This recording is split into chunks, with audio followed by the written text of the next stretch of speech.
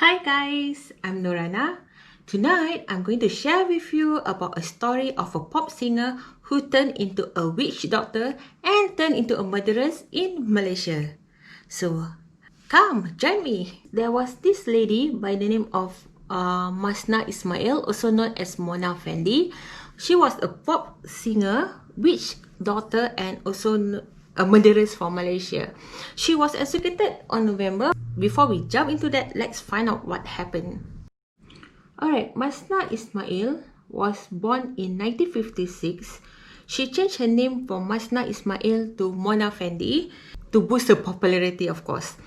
Her career did not really take off, but she still managed to come up with one self-sponsored entitled Diana. She actually made a few television appearances. After leaving the music industry, Mona actually get herself involved in a spiritual witchcraft, also known as bomo. In Malaysia, they call it for local shaman.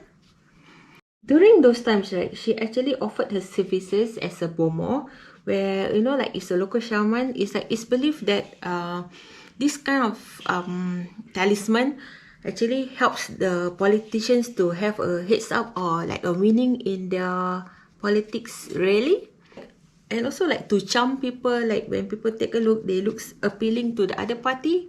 So you guys would have noticed by now that I've actually had this eyelash extension. Okay, I told you before, I kind of stopped using it because I felt that my natural hair take long time to grow, or like it falls off faster. Probably it's due to the weight, or I don't know. Remember I was showing you about the magnetic, about the adhesive eyeliner.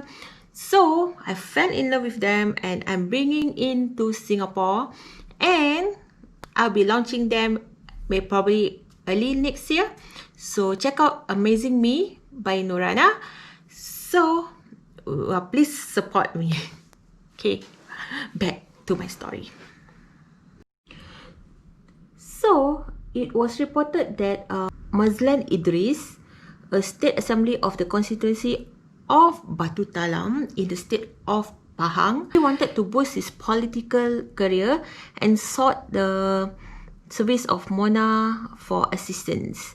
Mazlan was actually educated in US, and she was actually a ambitious politician of the ruling UMNO party. Mona actually worked with her husband, and they have a helper by the name of Juraimi, and they have promised to Datuk Mazlan that if he get hold of this like a cane, tongkat, and batmi headgear, which was supposedly owned by the President Sukarno, Indonesian President Sukarno, Mona convinced that Mazlan will be invincible. That means he can just get whatever he wants in the politics, and he just gonna get away with it. And for exchange of that, he have to pay them 2.5 million ringgit. And Dato' Mazlan actually gave them a down payment of 500,000 ringgit. And he actually gave 10 different land titles as a guarantor for the remaining 2 million ringgit. So the appointment was made, for cleansing rituals to be performed at Mona's house. Mazlan was told to lie on the floor, face up, and she then told Mazlan to close his eyes and wait for the money to fall from the sky. Jurami, which is the couple helper, using an axe, chopped Mazlan's head. So they also dismembered and partially skinned Mazlan's body. The body was found in 18 parts, buried in a storeroom near Mona's house in Pahang. So if she is a very good bomo, so what went wrong? It was believed that Datuk Mazlan was supposed to follow some restrictions during this period of time before the ritual, but somehow it was believed that he wasn't obeying one of the restrictions. So it was said that if the late Datuk Mazlan had followed the restriction religiously, he would not have died that night. It was believed that he had withdrew the money on the 2nd of July 1993 to give the money to the couple. And apart from that, like it was believed that the murder actually happened on the 18th of July 1993. On 22nd of July 1993, the police found Mazlan's body. Mona, her husband, and Jeremy was arrested, and highly publicized trial began. They were tried in Temerloh High Court by a 7-person jury. So during the trial, right, I remember I was in primary 5, primary 6, something like that, in the upper primary school. So I remember that it was quite a sensation story. Everybody, like all the news, all the newspaper, all the TV, everywhere it was covered about her. She displayed a very weird, or rather like a very strange behavior, including appearing cheerful, constantly smiling, and posing for press photographers. Like, she dressed extravagantly with bright and colorful designs on her dress. Okay guys, I'm gonna use my eyeliner off the screen. Be right back. Ooh, do you like it? She's very, very strange. Like, she, instead of appearing sad or remorse, she very positive, wearing nice clothes to her court hearings, and apparently, like, those who actually work with her in the prison, some of them even have nice things to say about her, like she's nice to talk to. The cases lasted for 65 days. The evidence was heard across 76 witnesses.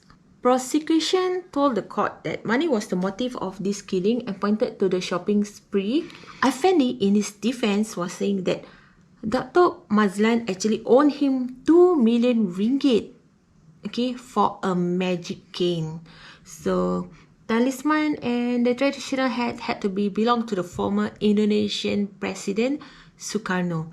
Mona testified she had also gave talismans and charms to other UMNO politicians to boost their popularity.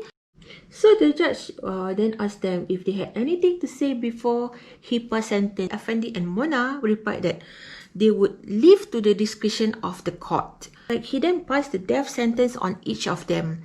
After hearing the sentence, Mona said, "I am happy and thank you to all Malaysians." In fact, even after the trial, she was actually photographed smiling and led to her prison.